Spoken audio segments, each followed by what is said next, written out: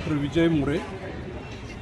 कालच सिडकोमधून जे एक पत्र आलेलं होतं त्या पत्रामध्ये असं नमूद केलेलं होतं की खारघरमध्ये पाणी टंचाईच्या काळामध्ये टँकरने पाणी पुरवठा केला गेला आणि त्या संदर्भामध्ये टँकरने पाणी पुरवठा केला गेला असेल तर तो टँकरने पाणी पुरवठा कोणत्या सोसायटीला केला गेला, कोणत्या ठेकेदारामार्फत केला गेला आणि याच्यावरती किती खर्च झाला याची माहिती आम्हाला मिळावी अशा प्रकारचं एक निवेदन या ठिकाणी आज आम्ही सहाय्यक अभियंता पाणी पुरवठा विभाग खारघर सेक्टर 4 या ठिकाणी दिलेला आहे आणि आम्हाला असं वाटत आहे की यामध्ये काहीतरी घोळ दिसत आहे। कारण कोणत्या सोसायट्यांना टँकर पोहोचवले गेले हे जोपर्यंत स्पष्ट होत नाही तोपर्यंत हे काही खरं दिसत नाही आम्हाला।